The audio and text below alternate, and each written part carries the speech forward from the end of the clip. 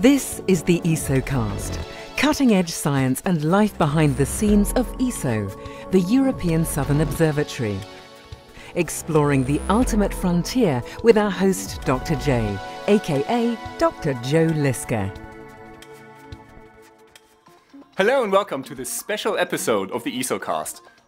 Leading up to ESO's 50th anniversary in October 2012, we will showcase 8 special features portraying ESO's first 50 years of exploring the southern sky.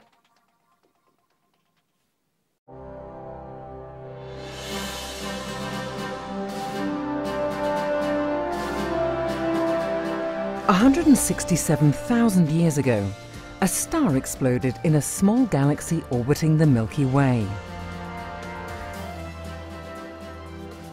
At the time of the distant explosion, Homo sapiens just started to roam the African savanna. But no one could have noticed the cosmic fireworks, as the blast of light had only just embarked on its long journey towards Earth.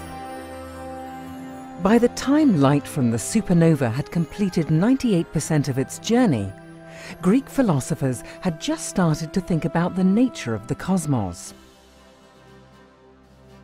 Just before the light reached Earth, Galileo Galilei trained his first primitive telescopes on the heavens.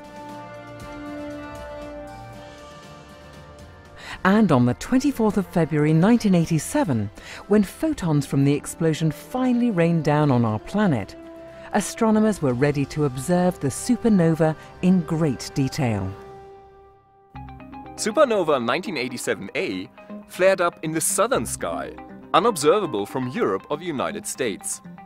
But by this time, ESO had built its first big telescopes in Chile, providing astronomers with a front row seat to this cosmic spectacle. The telescope is, of course, the central tool that allows us to unravel the secrets of the universe.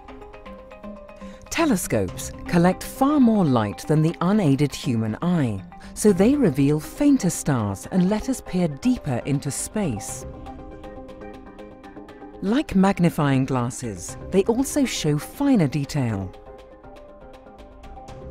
And when equipped with sensitive cameras and spectrographs, they provide us with a wealth of information about planets, stars and galaxies.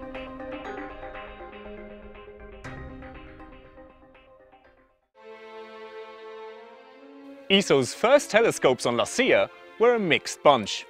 They ranged from small national instruments to large astrographs and wide-field cameras.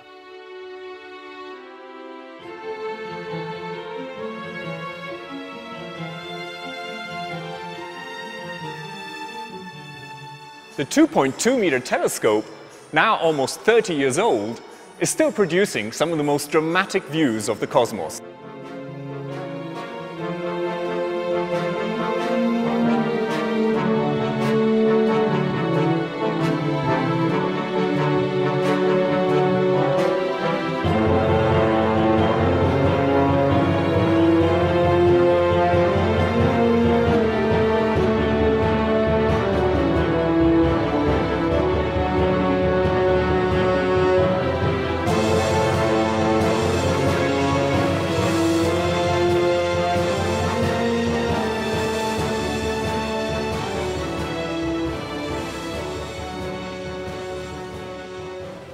At the highest point of Cerro La Silla lies the biggest achievement of ESO's early years, the 3.6-meter telescope. Aged 35, it now leads a second life as a planet hunter. Also, Swedish astronomers built a shiny dish 15 meters across to study microwaves from cool cosmic clouds. Together, these telescopes have helped to unveil the universe in which we live.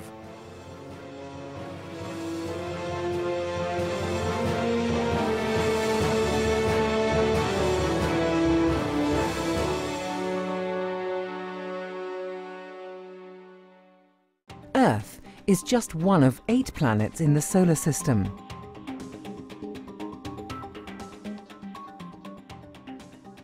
From tiny Mercury to giant Jupiter, these rocky spheres and gaseous balls are the leftovers from the formation of the Sun.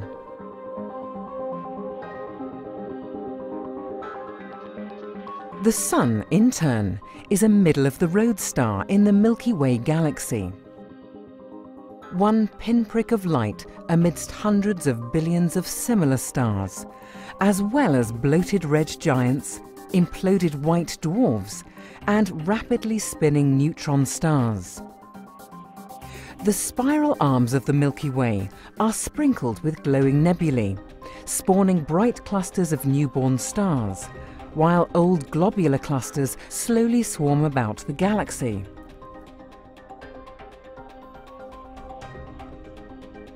And the Milky Way is just one of countless galaxies in a vast universe which has been expanding ever since the Big Bang, almost 14 billion years ago.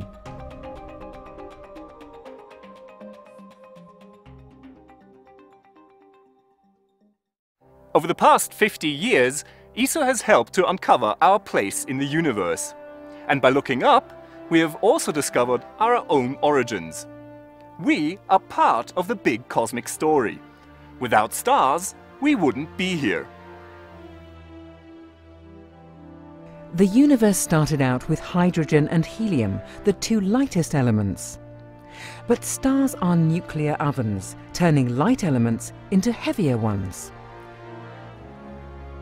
And supernovae, like 1987A, seed the universe with the products of this stellar alchemy. When the solar system formed some 4.6 billion years ago, it contained trace amounts of these heavier elements, metals and silicates, but also carbon and oxygen. The carbon in our muscles, the iron in our blood, and the calcium in our bones were all forged in an earlier generation of stars. You and I were literally made in heaven. But answers always lead to new questions. The more we learn, the deeper the mysteries become. What is the origin and ultimate fate of galaxies? Are there other solar systems out there, and could there be life on alien worlds?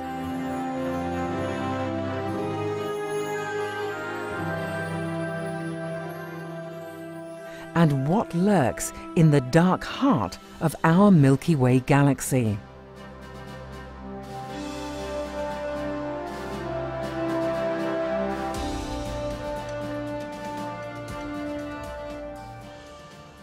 Astronomers were clearly in need of more powerful telescopes, and ESO provided them with revolutionary new tools.